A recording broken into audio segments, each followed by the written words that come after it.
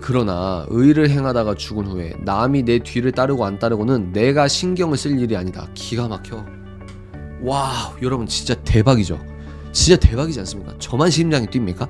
여러분 채팅 쓰실 수 있는 분들 어떠십니까? 대박이잖아요. 야, 네가 죽고 나서 남 뒤에 어떻게 되든 그건 네가 신경 쓸 일이 아니야. 답정남이요, 답정남.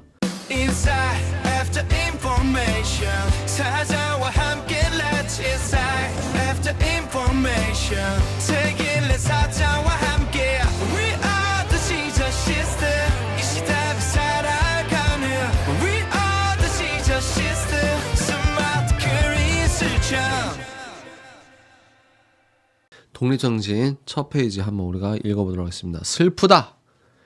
나라가 없으면 집이 어디 있으며. 제가 이 책을 읽으면서, 그러니까 저는 이 책이 두 번째인가?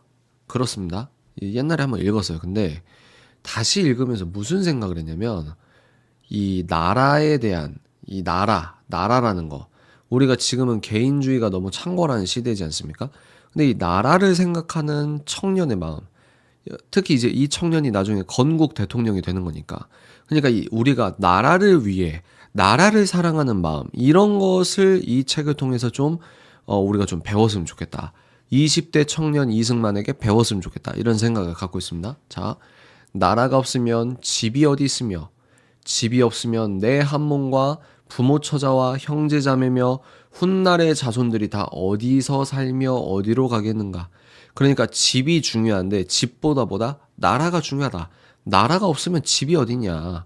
물론 나라가 망해도 우리가 이제 이민을 가서 거기에서 집을 살 수 있겠죠. 근데 그런 의미가 아니고 국가 차원에서 이 나라가 있어야 니도 있는 거다. 그래서 나라를 잃어버렸을 때 이 대한민국 여권 없이 일제강점기에서 그 나라 잃은 서름 있지 않습니까?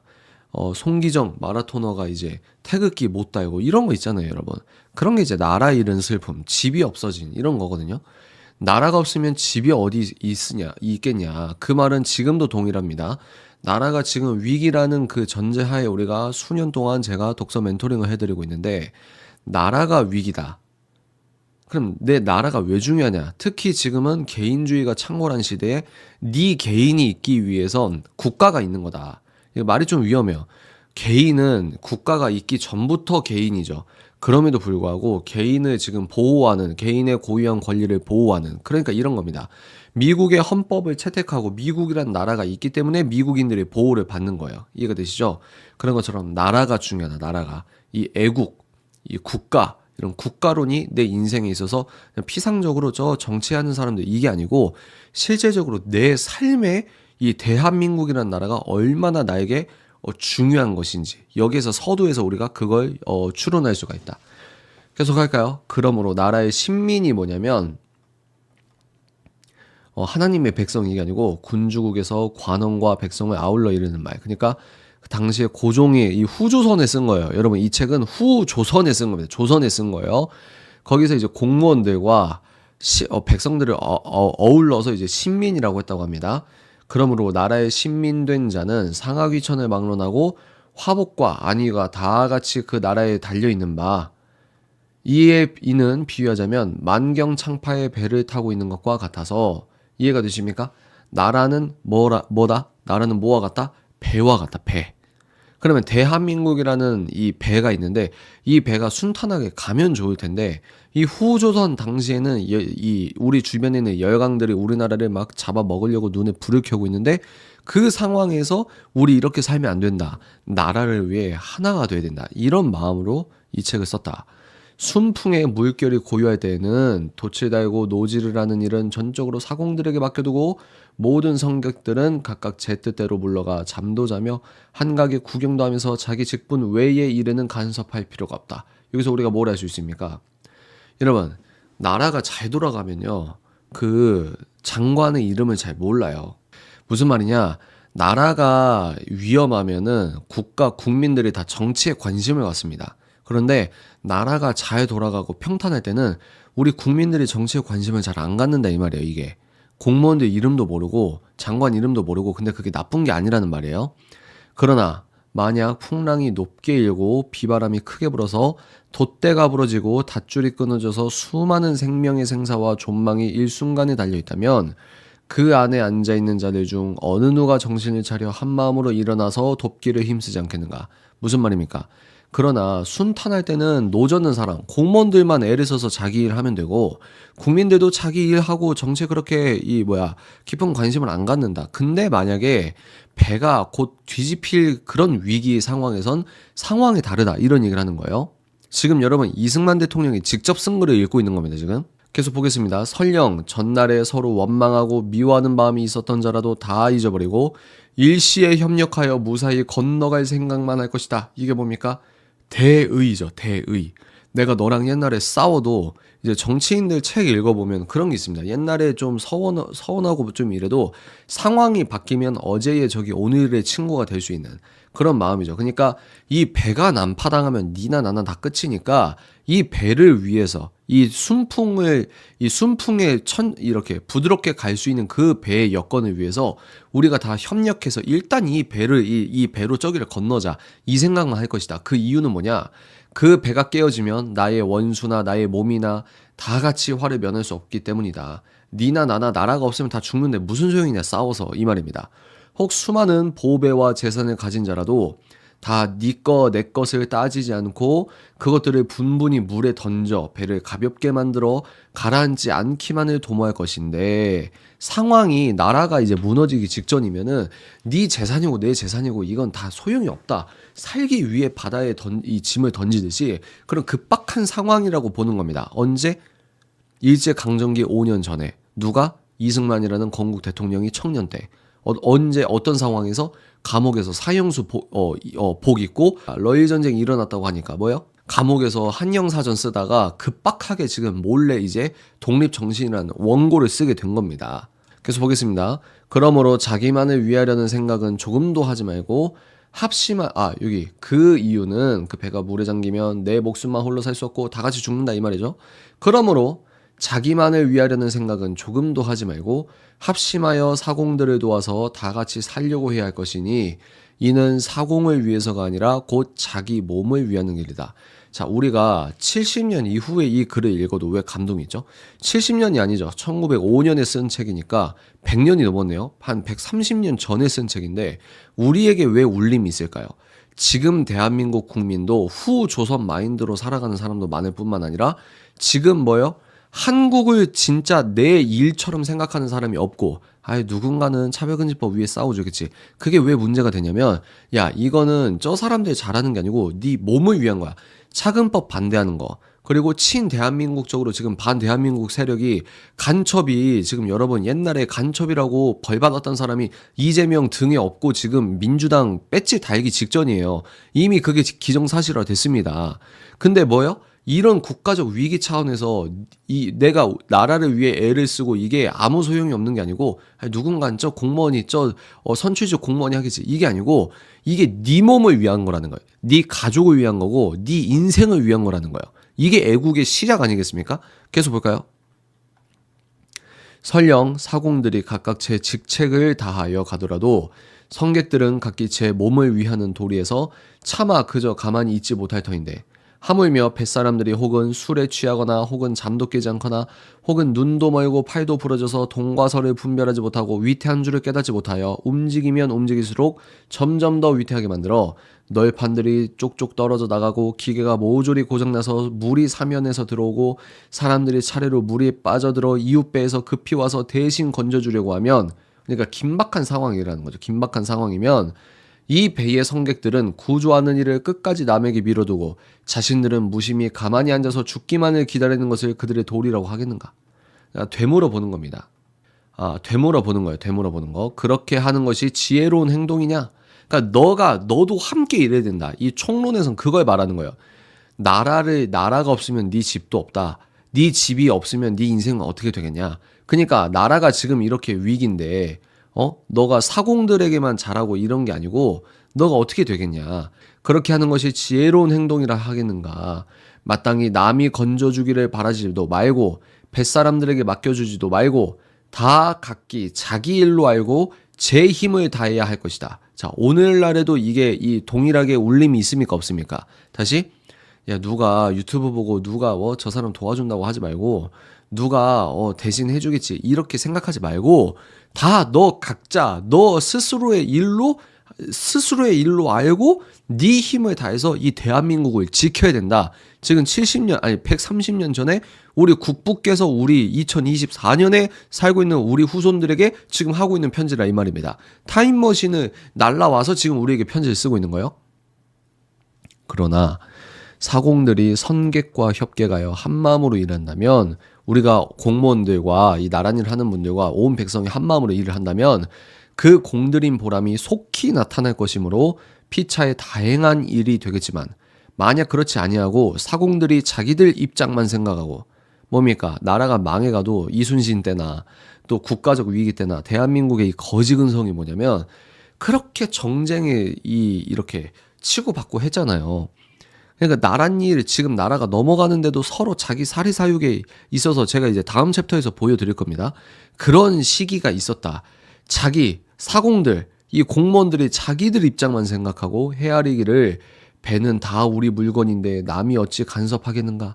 다행히 무사히 건너가면 뱃삭을 후하게 받아 주머니를 가득 채울 것이고, 불행히 파선을 당하더라도 우리는 헤엄도 칠 줄 알고 다른 배로 건너가기도 어렵지 않으니, 여러 성객들이 죽고 사는 것은 우리가 알 바 아니라고 하면서 자기들 일에 상관하지 못하도록 한다면, 여러 성객들은 할 수 없다고 하면서 물러가 가만히 앉아 있겠는가? 가만히 앉아 있겠습니까? 내가 지금 물에 빠져 죽게 생겼는데 저 뱃사공들이 정신 못 차리고, 야, 우리는 수영도 할 줄 알고 구명조끼 우리는 있으니까 만약에 야 뒤집으면 우리는 살 수 있잖아. 그러면 그런 마인드로, 야, 터치하지 마세요. 니들은 그냥 앉아 있어. 이렇게 하면은 자기가 빠져 죽게 생겼는데 그 국민이 가만히 있겠어요? 이 말이에요, 이 말. 선객 중에 노 젓는 일에 익숙하고 물길도 잘 아는 자가 있어서 한두 번 손을 쓴다면 강을 무사히 건너갈 수 있을 터인데도, 저 몇몇 사공들의 사사로운 이해 때문에 수많은 생명을 구하지 않을 것이며 큰 배 한 척을 건지지 아니하겠는가? 계속 되물어보는 거예요. 여러분, 설득을 할 때 질문식으로 설득하는 내용이 되게 중요하거든요. 계속 질문을 함으로써 그 질문을 듣는 사람들이 자의적으로 생각을 하게 하는 거예요. 그래, 맞네. 만약 그런 상황이 있을 때, 아니 만약에 내가 뱃사공처럼은 아니지만 배에 대해서 잘 알고 노저을 수 있는 근육이 있고 이러면, 아니 다 같이 살려면 좀 해야지, 우리가 같이 살아야지, 이런 생각 안 하겠냐?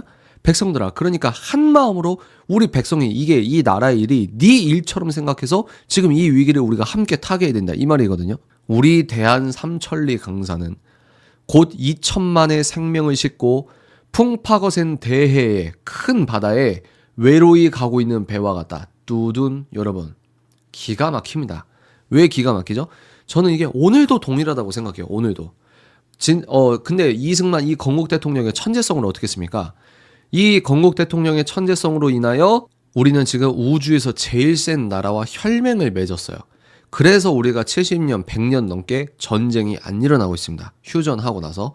근데 이 이승만 대통령이 지금 우리에게 말하고 있는 우리의 처지가 지금도 마찬가지라는 거예요.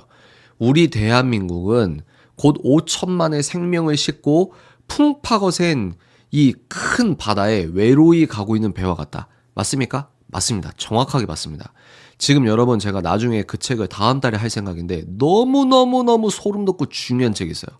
벌써부터 다음 달에 기대되지 않습니까? 일단 다음 달은 총선이 있는 날이니까, 총선은 이제 총선 전에 3월까지는 제가 할 수 있는 대로 다 책을 했고, 다음 달에 너무 중요한 책인데 핵심만 말씀드리면, 지금요 미국의 초강대국 미국의 제일 중요한 거점이 동북아시아 대한민국이 아니고요, 점점 남중국해로 이동하고 있습니다. 축이, 이 전략적 핵심 축이 대한민국 이 동북아시아가 아니에요. 그럼 어떻게 됩니까? 또 트럼프가 당선돼서 여러 리스크가 있을 때는 어떻게 되냐면, 다른 나라에게 안 좋은 신호를 줄 수 있습니다. 예를 들어 트럼프가 뭐라고 했냐면, 남한에서 전쟁 터져도 우리 안 도와줄 거야, 막 이런 식으로 얘기하잖아요. 그러면 그게 거래를 하기 위해, 더 높은 값을 부르기 위해 이 펌핑을 하는 거라고 생각할 수도 있지만, 그런 말을 자꾸 내뱉으면 누가 좋아합니까? 러시아와 북한과 중국이, 야 진짜 안 도와주는 거 아니야? 이렇게 되는 거예요. 그러면 잘못된 신호를 본다는 거예요. 그러면 중국의 트럼프가 당선될 때 지금 러시아와 우크라이나 계속 싸우고 있죠. 이스라엘과 하마스 계속 싸우고 있죠. 미국의 관심이 분산됐을 때, 야, 이 기회밖에 없다. 이때밖에 없다 하면서 시진핑이 자기에게 돌아오는 큰 화살들을 밖으로 외부로 던지려고 대만을 친다고 생각해 보십시오. 그러면 미국은요, 근데 미국이 중국이 대만을 칠 때 중국과 미국의 패권 싸움의 시대에 살고 있기 때문에 미국은 여기에 신경 쓸 수밖에 없어요. 그러면 김정은이 야, 이때가 기회다라고 하면서 김정은이 우리에게 아주 큰 도발을 하거나 정말 말도 안 되는 일을 자행했을 때 미국이 우리를 도와줄까요? 제가 그 문제예요, 지금. 그리고 그때쯤이면 5년 뒤, 10년 뒤면 이제 북한은 핵을 갖고 있는 나라가 되는 겁니다. 이제 우리는 멱살 잡고 끌려가게 되는 거예요. 이해가 되세요? 그러니까 지금도 마찬가지다. 우리 대한민국은 100년 전에 청년 이승만이 사형수 복장에 있고 거기서 러일 전쟁 터졌다고 하니까 국가를 사랑하는 마음으로 피를 토하는 심정으로 몰래 쓴 원고를 읽고 있는데 거기에 총론이다. 총론. 이 책을 쓴 총론. 그래서 쭉 앞에서 읽었죠? 그다음 뭡니까? 우리 대한민국은 우리 5천만의 생명을 싣고 풍파 거센 큰 바다에 외로이 가고 있는 배와 같다. 생사와 존망의 급함이 아침과 저녁에 달려있으니 이는 삼척동자라도 다 짐작하는 바이다. 어떻게 위태한지 어찌하여 이렇게 되었는지 아래에서 다시 말하겠지만 우리가 지금 당장 물에 빠져가고 있는 배 안에 앉아있으니 정신부터 차리고 봐야 할 것이다. 기가 막힙니다, 여러분. 오늘도 이승만 대통령이 우리 후손들에게 100년 뒤 후손들에게 오늘도 우리에게 말씀하시는 내용이라는 거예요. 동의하십니까? 우리가 지금 당장 물에 빠져가고 있어요. 여러분들 조금 공부하시면 지금 한국이 얼마나 위기인지 모릅니다. 지금 이 물에 빠져가고 있는 배 안에 우리가 앉아 있으니 우리 국민이 정신을 차려야 된다 이 말이야. 하나가 돼야 된다 이 말이다. 우파 좌파가 아니고 친대한민국적 반대한민국적 이 반대한민국적 상황에서 얘네들을 꺼내서 해치워야 될 거 아닙니까? 그래야 이 배가 무너지게 되는 거예요. 사람마다 자기의 책임과 잘못을 깨달아야 된다. 이거 되게 대박입니다. 이 챕터. 청컨대 우리 동포들아, 상하귀천, 대소관민, 빈부 좀비, 남녀노소를 막론하고 3천리 강토에 속하여 2천만 인구에 속한 자들은 다들 나라를 이렇게 만든 데에는 자기에게도 얼마큼씩 책임이 있는 줄을 깨달아야 할 것이다. 자, 두둔. 지금 이승만 대통령께서 뭐라고 얘기하시냐면, 야, 공무원들만 잘못했냐? 너희들 손가락질만 할 수 있지? 너희들도 잘못한 거야. 이거예요. 너희들도 책임이 있어. 이걸 오늘 말로 말하면 뭐죠? 지금 멘토링을 보고 계신 여러분, 그리고 이렇게 멘토링을 하고 있는 저 스스로에게도, 저에게도 뭐가 있다? 너 책임도 있어. 얼마만큼씩 온 국민이 다 책임 있어. 그 중에는 권력을 잡고 정부 안에 앉아 있으면서 국권을 제 손으로 팔아먹은 죄악이 세상에 드러난 자도 있고, 그러니까 누가 와도 썩을 놈도 있고, 혹은 그런 사람들의 일꾼이 되어 나라 집을 헐어버리는 일을 도와준 자들도 많다. 거기 부역한 애들도 많고, 혹은 소위 점잖은 왕고대관이 뭐냐면 융통성 없고 고집 센 공무원들이라는 거예요. 혹은 소위 점잖은 공무원들, 융통성이 없고 고집 센 대신이란 자들처럼 채통과 도리만 차리다가 나라 집이 쓰러지기에 이르렀는데도 말 한마디 못한 고루한 자들도 많다. 혹은 계명한 인사로 알려진 대관이 형편에 따라 입장을 번복하고는 자기 몸만 살찌우려는 욕심, 그러니까 100년 전이나 지금이나 이 썩어빠진 공무원들은 다 똑같다 이거죠. 즉 비기지옥을 채운 자도 무수히 많다. 혹은 미관 말직이라도 얻어 행사하는 것만을 영광으로 여겼으면서도 권리가 적음으로 잘못된 책임이 없다고 하고 앞뒤로 흉악하게 그지없는 일들을 무수히 도와준 자들도 많다. 그러니까 자기는 소위 말해서 구급 공무원이고 저는 아무것도 몰라요 라고 말하면서 저는 책임 없습니다. 결제해 주신 거 일하기만 한 거예요 라고 말하면서도 이 더러운 나라 팔아먹는 일에 흉악하게 그지없는 일을 도와준 공무원도 많다.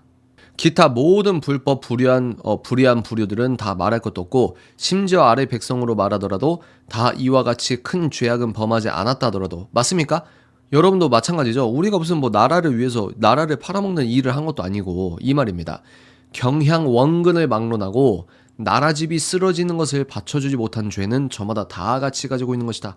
그래서 무슨 말입니까? 야, 공무원도 공무원이고 썩을 공무원도 썩을 공무원인데 궁극적으로는 우리 모두의 잘못이다. 왜 그렇게 말하냐? 이 나라 집이 쓰러지는 걸 우리가 받쳐주지 못했기 때문이다. 맞습니까? 그래서 은혜로 눈 뜨신 분들은 특징이 뭐냐면 딱 눈 뜨잖아요. 그거 꼴통 기독교. 예를 들어볼게요. 저를 예를 들면 책 읽는 사자가 했던 말이 이거였구나. 우리 목사님은 책 읽는 사자 같은 유튜브 보지 말라고 했는데 책 읽는 사자가 진짜 그거 꼴통이 아니고 제가 말한 게 이거였구나라고 하면서 눈이 딱 떠지잖아요. 그러면 이제 나라가 휘청휘청하는 게 눈에 보이거든요. 그러면 그때부터 이제 막 힘들어 하시는 분이 있어요. 주님, 그러면서 어떻게 하냐? 주님, 제가 잘못했습니다. 주님, 제가 진짜 몰랐습니다. 이거거든요. 그러면 그걸 바꿔 말하면 우리의 무지도 나라가 무너지고 있는 상황에서 나의 무지도 역할을 했다 이 말입니다. 이 챕터 제목이 뭐라고요? 사람마다 자기의 책임과 잘못을 깨달아야 된다. 계속 읽어볼까요? 이 말을 처음 듣는 이들은 응당 그렇지 않게 여기면서 마음속으로 해야 할 얘기를 잔약한 백성들이야 나라가 잘 되고 못 되는 것과 무슨 관계가 있느냐 하면서 아니 우리가 9급 공무원 5급 공무원 뭐 나란히라는 사람도 아니고 나는 그냥 내 마음대로 사는 그냥 소시민일 뿐인데 내가 무슨 뭐 잘못했어요? 이거예요 지금. 겸하여 나라를 근심하고 백성을 걱정하여 밤낮으로 애쓰고 평생을 힘쓰던 사람들 또한 전국 각처에 적지 않은데 어찌하여 다같이 잘못에 대한 책임이 있다고 하는가? 이는 결단코 공평한 의론이 아니라고 할 것이다. 아니 이재명이란 내가 같습니까? 이렇게 되는 거예요. 그러나 사실 제3자의 입장에서 본다면 이런 사람들 또한 뭐예요? 자기 직책을 다 했다고 말할 수는 없는 것이다. 너 소시민이라서 너는 상관없어? 너는 이재명이나 뭐 윤석열이나 나란이라는 사람 욕하면 다야? 아니 제3자 입장에서 보면 너도 자기 직책을 못했다는 거야. 이거예요. 뼈를 때리는 거예요. 우리에게 하는 말입니다. 우리에게. 계속 볼까요? 나라의 독립 기초를 확실히 세우거나 그렇지 못하면 독립을 위하여 목숨을 버려야 될 때에야 비로소 그 직책을 다하는 것이고 그렇지 못한 자는 아무리 힘을 허비했다 하더라도 나라의 형세를 회복하기 전에는 각자가 져야 할 책임에서 벗어나지 못하는 것이다. 여러분 엄청난 글입니다. 왜? 무슨 말이냐? 나라가 위태로울 때 독립을 위해서는 우리에게 책무가 뭐라고요? 너 댓글 써 이게 아니고 목숨을 버리라 이 말이야. 기가 막히지 않습니까? 여러분 목숨을 갈아 넣어라. 네 장사, 네 감자탕집 목숨을 갈아 넣어라. 야, 이 큰 배가 무너지면 니도 수장이다. 니도. 우리가 함께 이 난국을 타개하기 위해서 네가 공무원이 아니지만 너 일개 시민이라고 말할 수 있겠지만 제3자가 보면 니도 책임 있다. 뭐? 목숨을 버려야 된다. 나라를 위해서. 그리고 뭐요? 나라의 형세를 회복하기 전에는 너는 책임이 없다고 말하지 못한다. 책임에서 못 벗어난다. 이 못을 박는 거야. 못을. 우리에게. 그러나 죽는 것에도 또한 등분이 있다. 그러니까 죽어라 이거잖아. 죽어라. 성경이랑 엇비슷하죠. 이때는 이승만 대통령이 인격적으로 하나님 만나고 이 인생으로 농익지 않은 이 시기였을 것 같아요. 그래서 신앙적으로 깊이 있고 이거는 아닐 것 같아요. 근데 무슨 말 하는 거냐면 유기성이 있습니다. 십자가의 날마다 죽어야 내가 죽고 예수님이 살잖아요. 그것처럼 나라를 위해서 나라가 위태로울 때 네 목숨을 버려라. 이게 전제예요. 이게 이승만 대통령은. 근데 죽는 것에는 등분이 있다. 죽는 것에도 그레이드가 있다. 죽는 것에도. 보십시오. 혹 나라를 그릇되게 하여 백성들의 원망을 쌓아가다가 그 죄악이 가득 차서 천벌이나 국법에 죽는 자도 있으며 아주 끔찍한 이 죄를 범한 사람들 있잖아요. 그런 거요. 혹 극악 무도한 죄를 가득 지어 용납할 곳이 없게 되고서도 자리에 두어 일생을 마치는 자도 있는데 이렇게라도 죽으면 곧 죄악을 면한다고 하겠는가. 그러니까 이 생에서 죄를 많이 졌던 애가 죽는다고 그게 끝이냐. 그게 아니라는 거예요. 결단코 그게 아니고 응당 지옥에서 영원한 벌을 면하지 못할 것이지만 천년만년 그 이름이 받을 벌을 어찌 죽음으로써 벗을 것이며 죽는 게 끝이 아니다. 누가 그가 죽었으니 이제 그에게는 죄가 없다고 하겠으며 불쌍하다고 하겠는가. 이처럼 죽어서도 그 죄의 벌에서 도망갈 수 없는 것이다. 지금 이걸 왜 하고 있죠? 나라를 위해 힘들 땐 다 죽어야 돼. 목숨을 버릴 때 비로소 그 직책을 다하는 거야. 모든 시민이.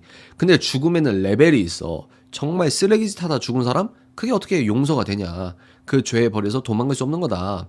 혹 극악 무도한 죄는 범하지 않으나 제 몸을 아껴. 그러니까 나는 죄 안 졌는데 그럴 수 있으나 네 몸 아껴서, 네 사리사욕 아껴서 세상의 시비곡직에 관계하지 않다가 편안히 여생을 마치거나, 이게 무슨 말이냐? 그런 거 있잖아요.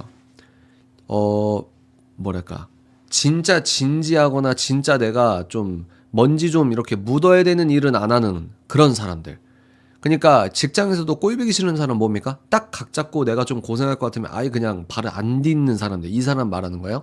질병과 재앙을 당할 죽은 자도 있으며, 혹은 이름이 나지 않았거나, 그러니까 소리 소문 없이 평범하게 살고 얻어먹고 얻어입기에만 골몰하면서 자기 생계만 골몰하면서 평생을 보내다가 초목과 같이 썩는 자도 있는데, 이렇게 죽는 것도 책임을 면할 수 있다고 하겠는가? 이 또한 그렇지 않다. 무슨 말입니까?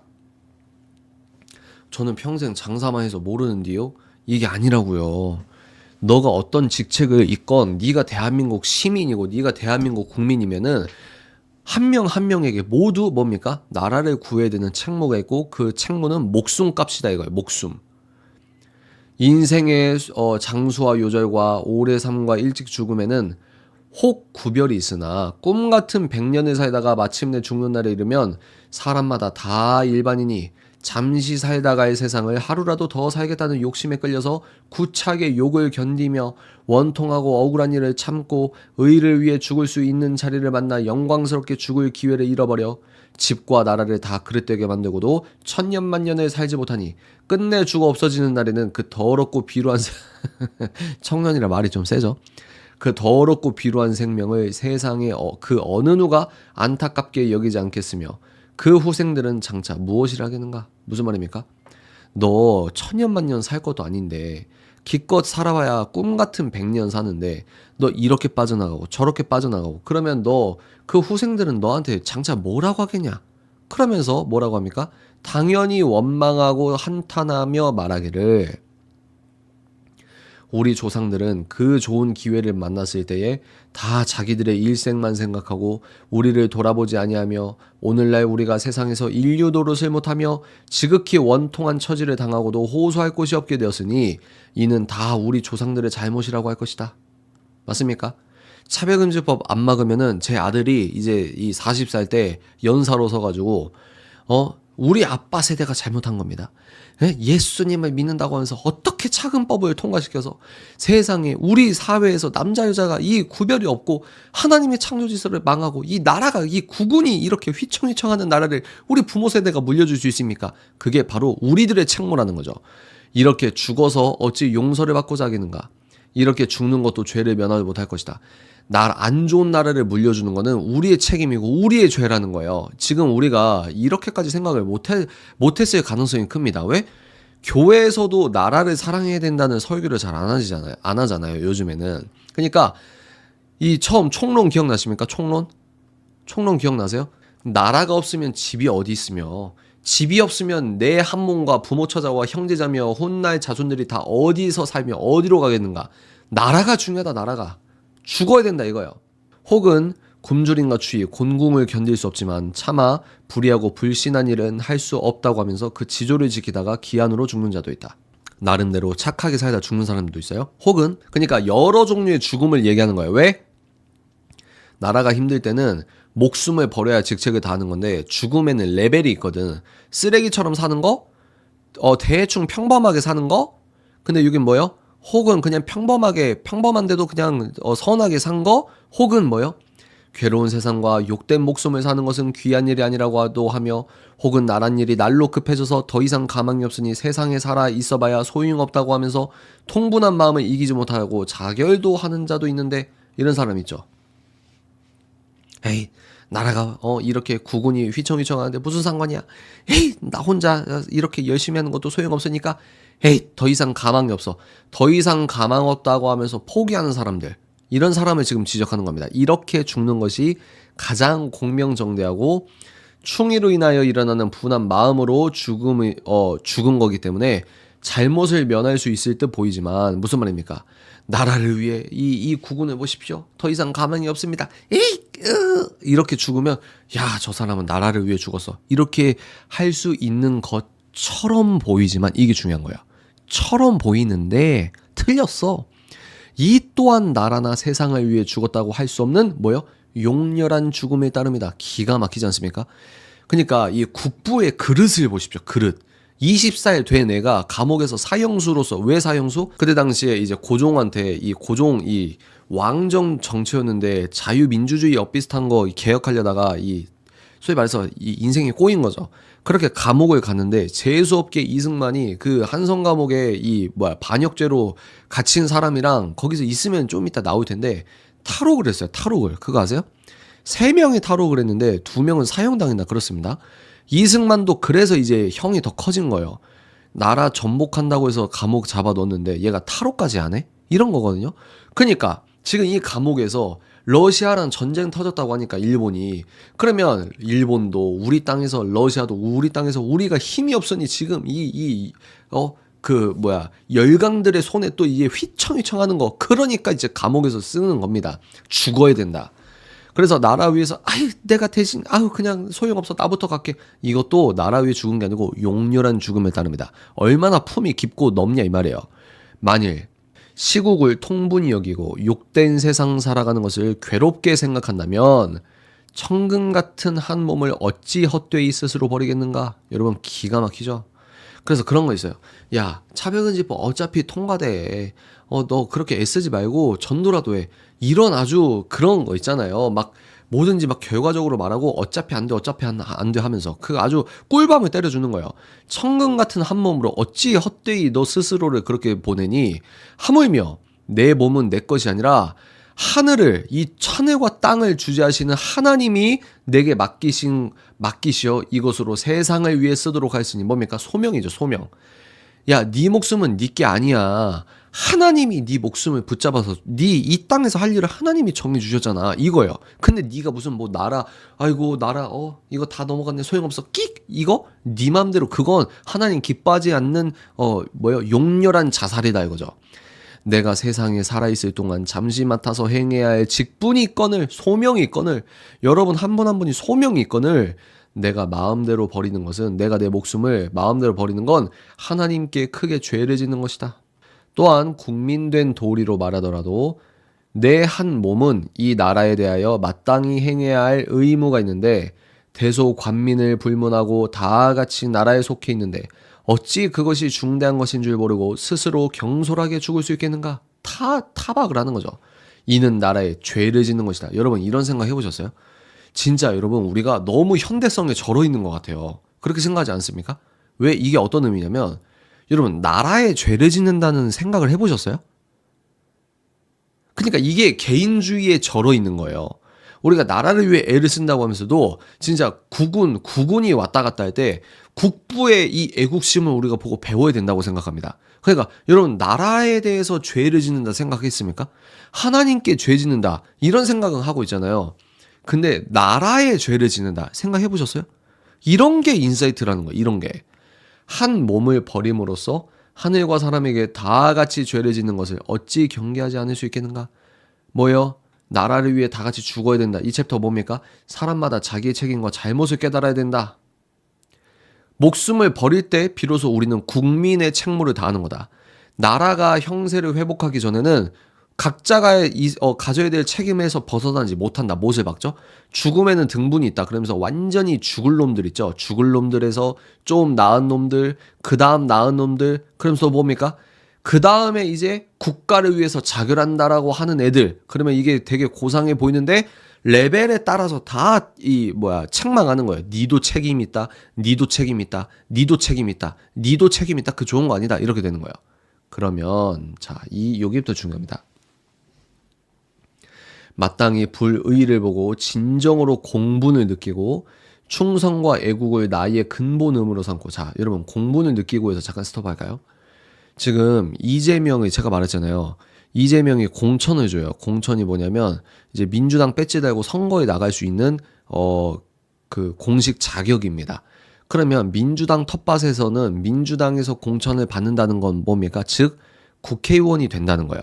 공천이 곧 국회의원인 데가 있는 거예요. 근데 이재명이 문재인 팔을 다 지금 공천 학살하고 있잖아요. 그러면서 어떻게 하고 있습니까? 옛날에 통진당이 통진당? 간첩으로 대한민국 전복하려다가 해산되고 감옥에 간 간첩, 그리고 감옥에 안 갔지만 그 통진당에 있었던 간첩 활동을 했던 사람들 있죠. 그 사람들이 지금 대한민국 국회의원 배지를 달기 직전입니다. 이미 경합주가 아니고 이미 민주당 텃밭에 이 사람들을 또 텃밭에 주기도 하고 비례대표로 주기도 하고, 그래서 필연적으로 4, 5월이 지나면요, 간첩들이 이제 대한민국 국회의원 배지 달고 이 뭐요? 우리나라 세금, 우리들의 세금으로 지금 국가 활동한다고 하면서 이적행위하기 직전입니다. 지금 여기에 공분을 느껴야죠. 충성과 애국을 나의 근본 의무로 삼고 세상에 나가서 간사한 무리와 패악한 부류의 인간들을 쳐서 공훈담이 뭐냐면 나라나 회사에 공훈을 세운 이야기, 한마디라도 남의 이목에 드러내고 여리고 약한 동포들을 대신하여 강하고 포악한 원수를 물리치다가 강한 적의 세력에 꺾여서 죽게 된다면, 그러니까 너가 마땅히 불의를 보고 공분을 느끼고 나라를 위해 너가 거룩한 의분으로 애쓰다가 만약에 죽게 된다면, 그러니까 우리는 지금 안 죽어요. 근데 이때 당시에는 진짜 나라 위한다고 해서 진짜 죽을 수 있던 시대였지 않습니까? 그걸 요구하는 거예요. 누구에게? 자기 팀한테가 아니라 전 국민에게. 이것은 참으로 영광스러운 죽음이고 나라를 위한 죽음이다. 여러분, 나라에게 죄 짓는다는 개념도 우리가 생각해보지 않았지만 나라를 위해 죽는다, 이런 것도 참 울림이 있죠. 이는 하늘이 하나님이 내게 맡기신 근본 의무를 저버리지 않는 것이며 나라의 신민된 자로서의 직분을 다하는 것이다. 국민 개개인에게도 직분과 직책과 책임이 있다는 거예요. 책임이. 이렇게 몸을 버린 자라야만 비로소 자기 직책을 다하였다고 할 것이니 이렇게 죽는 것은 정말로 죽는 것이 아니라 영원히 살아있는 것이다. 기가 막혀. 이런 복음적이죠. 기가 막히지 않습니까? 그리하여 천추에 빛나는 이름이 그치지 않을 것이니 실로 귀하고 영화로운 죽음이다. 그러니 그 누가 부러워하지 않을 것이며 그 누가 추앙하지 않겠는가. 자, 이제 3가지 내용에 대한 논박을 하는데 이게 이 1주차의 핵심입니다. 제가 봤을 때는. 자, 볼까요? 그러나 사람들은 흔히 말하기를 1번 비록 의론이를 하다가 죽고자 해도 세상에 알아줄 사람이 없으니 결국 어리석은 죽음이 될 뿐인데 무슨 이름이 드러나겠냐? 야, 네 말대로 내가 죽었다고 쳐봐. 근데 야, 누가 알아주냐? 개 죽음일 뿐인데. 이거예요. 목숨이라도 부지해야지. 이거예요. 혹은 내가 의론이를 하다가 죽더라도 뒤따를 자 없으면 나만 쓸데없이 죽을 뿐이니 무슨 효험이 있겠는가라고 한다. 예를 들어 차근법 통과된다고 텐트에서 농성하겠다고 국회를 가요. 근데 누구는 뭐라고 합니까? 야, 네가 그렇게 농성 네 한 명 그렇게 한다고 해서 법이 통과되게 법이 안 통과되냐? 이런 거죠. 이런 거. 나 한 명 죽는다 쳐도 지금 내 뒤에 이렇게 뒤따라오는 애가 없는데 지금 이거 무슨 개죽음입니까? 이렇게 되는 거예요. 무슨 유익이 있냐? 내가 죽어서. 3번째, 혹은 내 몸이 죽어서 1만 성사될 것 같으면 10번이라도 죽기가 어렵지 않겠지만 나만 죽고 일도 성사되지 못할 테니 장부가 어찌하여 헛되이 목숨을 버리겠느냐라고 한다. 맞습니까? 2번, 3번 다 비슷하죠? 1번, 2번, 3번. 그러니까 모세에게 대든 사람이 있듯이 큰 일을 도모하자고 할 때 이런 인간적인, 나름 합리적이어 보이는 이런 말들을 하는 사람이 있다는 거죠. 어떤 사람들? 갈렙과 여호수아 버전은 아니죠. 이렇게 얘기하시는 분들이 갈렙과 여호수아 버전은 아닙니다. 그러면 이런 사람들에게 이승만은 뭐라고 논박하는지 그 위대한 논박을 한번 우리가 들어보도록 하겠습니다. 자, 1번부터 보도록 할게요. 그래서 이 3가지 각각에 대하여 나누어 말해보려고 하는데 1번, 죽어도 알아줄 자가 없다고 한 것부터 먼저 설명하도록 하겠다. 대개 충신과 역적, 옳음과 그름이라고 하는 것은 인정과 형편에 따라서 그 구별이 변하는데 이거 무슨 말인지 아시겠어요? 충신과 역적, 이거는 시대에 따라 달라진다 이거예요. 어떤 기준이냐, 누가 통치하느냐, 세상이 어떻게 달라졌냐를 통해서 100년 전에는 역적이었는데 100년 후에는 충신이 될 수 있고, 이 말하는 거예요. 혹 오늘은 충신으로 여겨지던 자가 내일에는 역적으로 여겨지기도 하고, 혹 이곳에서는 옳다는 사람을 저곳에서는 그르다고 하는 경우도 있다. 일종의 상대주의죠. 상대주의. 지식이 밝지 못한 사람은 멀리 보지 못한다. 무슨 말입니까? 배워야 멀리 본다는 거예요. 배워야 멀리 보인다. 그 당시 사람들이 영웅호걸이라 하는 것을 중히 여기고, 무슨 말입니까? 그 당시 사람들은 기독교가 너무 꼴통이래. 기독교 말고 더 세련된 기독교 비슷한 게 있어. 이렇게 말하면 사람들이 우르르 몰려갑니다. 그 당시 사람들이 최고라고 하는 거 이거예요. 그 당시 사람들이 최고라고 하는 걸 중하게 여기고, 그 사람이 먼 훗날에 가서는 도리어 난신적자라고 불리게 될 줄을 깨닫지도 못하며, 혹 그러니까 네가 지금은 영웅 취급받는데 네 좀만 가면 훗날에 가면 네가 지금 하는 일이 얼마나 창피한 줄 아니? 이걸 깨닫지 못한다. 왜? 지식에 박지 못하니까. 혹은 한 지방에서 충신 열사라 불리는 것을 대단한 일로 여기고 세계 각국이 간신손이라고 하는 것은 알지 못하므로. 예를 들어서 어디 보면 됩니까 여러분? 북한에서는 우리 위대한 김일성 수령을 위하여 애를 써주신 누구누구누구누구도 우리는 이 사람의 삶을 본받아야 될 것입니다. 이러고 있는데 지금 국경만 하나 넘으면 완전히 도라이 집단이라고. 이런 거와 똑같습니다 여러분. 다만 당장에 보고 듣는 것만 위주로 하므로 참으로 공평하게 의로움을 행하지 못한다. 당장의 것만 목숨을 건다. 그럼 어떻게 논박하냐? 오직 지혜가 밝고 먼 앞날을 생각할 줄 아는 자라야만 한때의 인심을 생각하지 않고 뭐요? 여론의 동향에 네 여론에 따라서 너의 이 곤조가 바뀌는 게 아니고 여론이 어찌 됐건 그 한때의 인심, 한때의 여론을 생각하지 않고 한 지방의 공론에 항거한다. 이 지정학적 위치에 갖고 있는 한계를 너는 항거하면서 굳세게 뭘 지킨다? 의를 지킨다. 여기서 의는 뭡니까? 애국이죠. 어떤 애국? 하나님 아래에 있는 대한민국입니다. 하나님 모르는 대한민국이 아니고 하나님이라는 절대 신, 그리고 그 하나님의 절대 자연 법, 이 법을 기준으로 고종은 틀렸다. 그리고 지금 나라를 위해 우리가 목숨을 걸어야 된다. 왜? 이 나라는 하나님 주신 나라다. 이게 이제 기독교인의 애국심이거든요. 남은 다 어리석다고 하거나 혹은 역적이라고 하더라도 여러분 이게 진짜 이게 뭡니까? 누구 생각나세요? 힌트. 구약에서 두 성경을 담당하고 있는 눈물의 선지자 누구? 예레미야. 남은 다 어리석다고 하거나 혹은 역적이라고 하더라도 홀로 그것을 영광으로 알고 굴하지 않고 죽기를 즐겨하여 심령이 뜨거워지죠. 몇십 년, 몇백 년 후에 가서야 비로소 그 이름과 영광이 세상에 드러나는데 이전 역사에서 빛나는 이름들을 보면 다들 그 당시에는 아무도 모르는 듯 하였으나 자연히 이 세상에서 드러나서 숨길 수 없게 된 것이다. 여러분 어떻습니까? 요즘 책에서는 못 보는 그 위대한 무거움이 있지 않아요? 이전 역사에서 빛나는 이름들은 다 그 시대는 모르는 듯 했어. 누굽니까? 이승만 본인을 말하는 거예요. 70년 동안, 70년이 아니죠. 정확하게 말하면 이 주사파들이 이승만을 얼마나 일을 갑니까? 3, 40년 동안 그 추악한 오물을 다 뒤집어 썼는데 2024년에 이승만의 이 영광이, 하나님이 이승만을 세운 그 하나님의 영광이죠. 그게 폭발하고 이승만의 재평가, 이제야 우리가 그 이승만의 위대함을 알게 되는 겁니다. 자기의 일을 예견하는 것처럼 보이는 것도 되게 은혜로운 포인트 같습니다.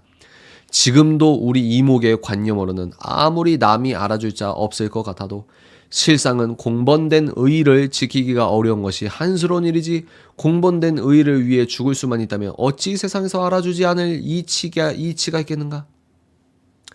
그래서 저는 이것을 어떻게 생각하냐면 누가 나 이거 했는데 알아줘 이렇게 할 필요가 있다 없다? 없다는 겁니다. 나 이렇게 했는데 알아줘. 그럴 필요가 없다는 거야. 우리나라에도 갑오개혁 이후로 나라를 위하여 죽은 사람이 몇몇 되는데 이 당시 혹은 벌써 드러나기도 하고 혹은 아직 드러나지 않은 사람도 있으나 다 세상에 이목이 있으므로 스스로 숨길 수는 없을 것이다. 아직 시대가 오래되지 않았기 때문에 묻혀있는 이름이 여럿이지만 차차 때가 되면 역사책에도 오를 것이고 책을 써서 널리 퍼뜨릴 자도 있을 것이니 어찌 영원히 없어진다 하겠는가. 이거 지금 왜 하는 거죠? 목숨을 버리라 했는데 1번 야 죽어도 알아줄 사람도 없어. 아니 아이고 죄송합니다. 아니 너 어찌 멀리 내다보지 못하냐. 시대가 바뀐다. 진정한 의를 위해 네 목숨을 버린다면 언젠간 이름이 드러난다. 너무 멋있죠? 즉 이거 누가 썼다? 사형수가 썼다. 자기 진짜 죽을 줄 알고 쓰는 거예요. 언제 죽을지 모르지만 사형수니까 언젠간 죽겠지 하고 이 글을 지금 목숨값으로 쓰고 있는 겁니다. 지금. 자, 둘째. 나 하나 죽은 후에 뒤따라 죽을 사람이 없다는 것에 대해 말하자면 그러니까 아니 나 혼자 다시 읽어볼까요? 아니 의로운 하다가 죽더라도 아니 내 뒤에 따라서 뭐 이렇게 할 애가 있어야 되는데 나만 쓸데없이 죽으면은 그게 무슨 이 나라 일에 무슨 도움이에요? 이거요. 그러나 의를 행하다가 죽은 후에 남이 내 뒤를 따르고 안 따르고는 내가 신경을 쓸 일이 아니다. 기가 막혀. 와우, 여러분 진짜 대박이죠. 진짜 대박이지 않습니까? 저만 심장이 뜁니까? 여러분 채팅 쓰실 수 있는 분들 어떠십니까? 대박이잖아요. 야, 네가 죽고 나서 남 뒤에 어떻게 되든 그건 네가 신경 쓸 일이 아니야. 답정남이요, 답정남. 그래서 이 MBTI가 뭐 T가 있고 F가 있는데 F는 감정적으로 공감을 잘해주고 T는 논리적이고 이성적이고 이래서 많은 청년들이 요즘에 T승만 이래요. 되게 좋은 부분입니다. 근데 완전 T승만이죠, T승만 지금. 그건 네가 신경 쓸 일이 아니고 그냥 죽어. 나라를 위해 죽어야지. 이렇게 되는 거예요. 의를 행해야 할 때 뒤를 돌아보는 것은 벌써 나의 죽을 마음이 굳건하지 못하기 때문이니. 와우. 이 엄청난 통찰을 보십시오. 네가 지금 그렇게 운운하는 거는 네가 죽을 마음이 지금 굳건하지 못한 것 때문에 네가 지금 그런 생각하는 거다 지금. 진실로 이렇게 죽는 것을 뭐요? 영광으로 한다면, 영광으로만 한다면 남들이 모르는 이 오타입니다.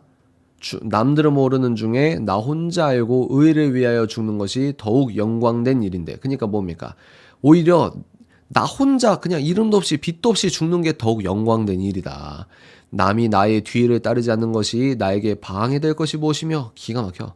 만약 남이 나와 같이 죽을 자 없어서 일이 성사되지 못할까봐 염려한다면 마땅히 내가 남이 죽는데 같이 죽지 못하는 것을 먼저 염려해야 할 것이다. 기가 막혀. 네의 염려의 우선순위가 바뀌어야 된다 이거죠. 네의 염려하고 있는 거에 우선순위가 바뀌어야 된다. 사람마다 남의 의의를 같이 하고자 한다면 남 또한 나의 의의를 같이 할 것이다. 그러니까 무슨 말입니까? 네가 그렇게 의롭게 죽고자 하면 반드시 그거에 따라간다 이거예요. 내가 만일 남의 의의를 같이 하여 순전한 공심으로, 순전히 하나님을 향한 애국심으로, 이 말이에요. 남의 뒤를 따른다면 남도 뭐야? 반드시 나의 의리를 같이 하여 나도 뒤를 따를 것이다. 무슨 말입니까? 이는 하늘이 정한 이치다. 이것도 되게 중요한 포인트예요. 그러니까 너가 의를 위하여 죽으면 그 죽음으로 영향을 받고 그 길을 따른 사람이 있다 이거예요. 맞습니까? 맞잖아요. 그래서 뭐 이게 왜 맞습니까? 성경적으로 왜 맞아요? 네가 미랄이 되어 땅에 떨어져 썩어 없어지면 끝이 아니고 네가 땅에 떨어져서 네가 심기우면 너는 그게 끝이라고 생각하는데 거기에서 믿음이 열매가 나오는 거잖아요. 혹 당장에 따르기도 하고 혹 얼마 후에 따르기도 하지만 대의와 정도를 세우는 자리에는 영원히 뒤가 끊어지는 법이 없나니. 와우, 여러분, 나의 뒤를 따르는 자 없음을 염려할 것이 아니다. 어떠십니까? 대의와 정도를 세우는 자리에는 영원히 뒤가 끊기지 않는데요. 와우, 여러분 진짜 대박이지 않아요? 너무 멋있지 않습니까? 대의와 정도를 세우는 자리는 영원히 뒤가 안 끊긴대요. 하나님의 나라를 위해 애쓰는 사람들의 줄은 절대 끊기지가 않는데요. 너무 멋있지 않습니까, 여러분? 와우, 진짜 대박이네. 이제 세 번째 말씀, 논박을 보겠습니다. 목숨이 죽고도 일이 이루어지지 못하는 것에 대해 말한다면 이 또한 결단코 그렇지 않다. 볼까요? 아니 내가 죽어서 일이 되면은 뭐 죽기라도 할 텐데, 아니 이런 거 없이 뭐 어떻게 내가 죽는다고 해결되지도 않을 것 같은데 이 개죽음 아닙니까? 이런 거예요. 결단코 그렇지 않다.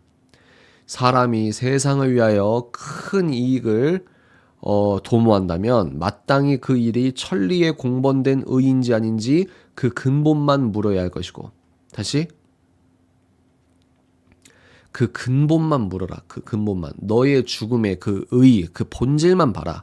일이 성사되느냐 아니 되느냐에 대해서 따질 일이 아니다. 아까랑 비슷하죠? 그건 네가 신경 쓸 일이 아니야.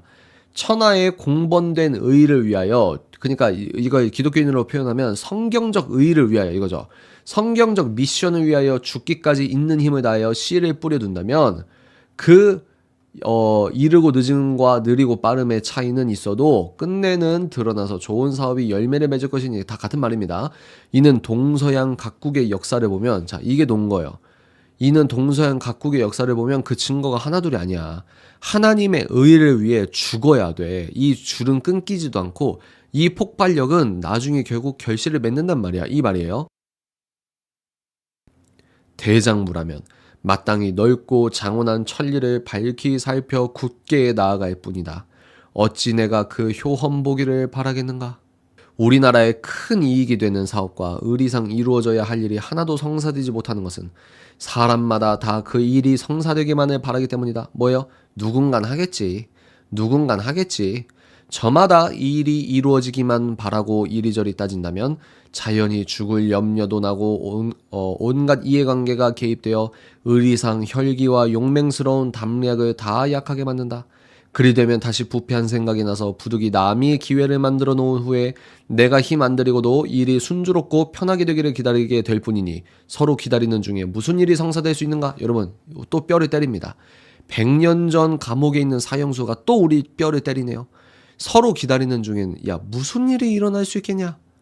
만일 사람마다 의리만 생각하고 목숨을 가벼이 여기어 한 마음으로 나아간다면 뭐요? 사람마다니까 전 국민이 이렇게 나가면 일본이고 러시아고 중국이고 이땐 북한 없었으니까 이 열강이 침탈해도 우리나라가 함께 살 수 있다 이거요. 남 또한 억제하지 못하고 떨쳐 일어나 호응하여 나올 것이니 그렇게 되면 어찌 일이 성사되지 못하겠는가? 어찌 우리가 독립하지 못하겠는가? 그리고 설령 당장에는 호응하여 따르는 사람이 없을지라도 지금 당장 내가 뭐 합시다 하면은 오는 사람이 없을지라도 어찌 영원히 없을 리가 있겠냐? 기가 막히지 않습니까 여러분? 이는 내가 죽더라도 일이 성사되지 못할까봐 염려하는 것은 옳지 못하다는 것이다. 너 하나님의 나라를 위해 의를 위해 죽으면 하나님이 너의 희생과 순교를 쓰셔. 근데 우리는 지금 막 죽으라고 하니까 좀 거북함이 있거나 너무 막 힘든 분이 있는데 그만큼 나라를 위해서 네 인생을 갈아 넣으라 이거예요. 다시 네 인생을 갈아 넣으라 이겁니다. 여러분 진짜 제가 어제 만삭인 아내랑 저 충남 공주에 가가지고 하여튼 누가 하는 말을 거기 안 가려고 했거든요. 근데 누가 하는 말을 5시간 동안 안 듣고 있으면서 5만 가지 생각이 다 들었는데 뭐예요? 이렇게 하는 것 자체가 나라를 위해 지금 애를 쓰고 있다는 거예요. 나라를 위해. 내일도 아침부터 가서 아주 중요한 미팅이 있습니다. 이런 건 나중에 말씀드릴게요. 하여튼 왜 이렇게 열심히 사냐? 좀 쉬고 싶은데 왜 이렇게 열심히 사냐?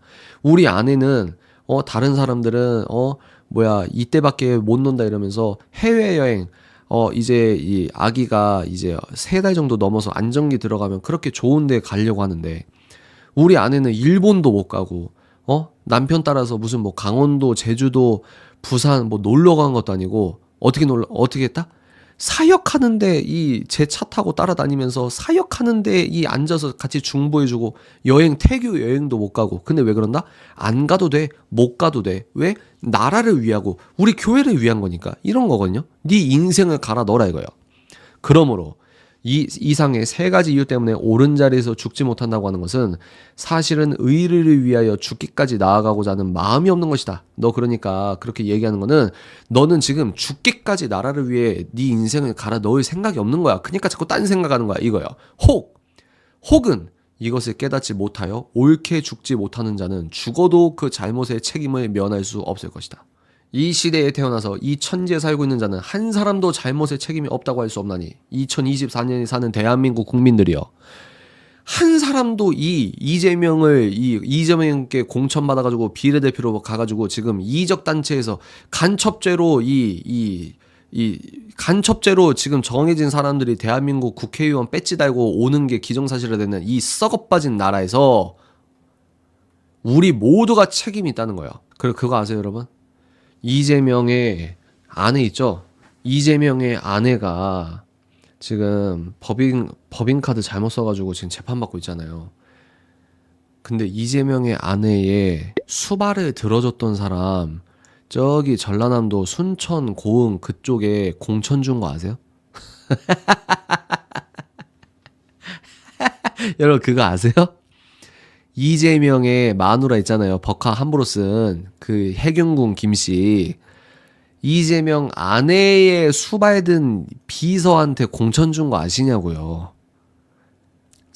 그리고 간첩 활동하다가 걸렸던 애들. 여러분 지금 그거 공천 받아서 이제 대통령이 아니고 이 국회의원 됩니다. 한 달 뒤에. 이 썩어 빠진 나라에 뭐요? 아니 나는 수산시장에서 꽃게 파느라 바빠. 아니 너 한 사람. 아니 저는 김밥 천국에서 김밥 써느라 몰랐어요. 아니 너 한 사람. 또 뭡니까? 아니 나는 이렇게 일하느라 바빠. 나 삼성증권에서 일하느라 바빠. 아니 너 한 사람. 한 사람도 잘못에 책임이 없다고 할 수 없다. 이게 지금 이승만 대통령이 우리 혼내시는 거예요 지금. 각자 생각해보면 스스로 알겠지만 이 책을 쓰는 자 자기 자신도 이승만 자기 자신도 2천만 명 중에 하나인데 이 말을 하는 것이 어찌 남에게만 허물을 돌려보내고 자기 혼자 잘못이 없다고 하는 것이겠는가?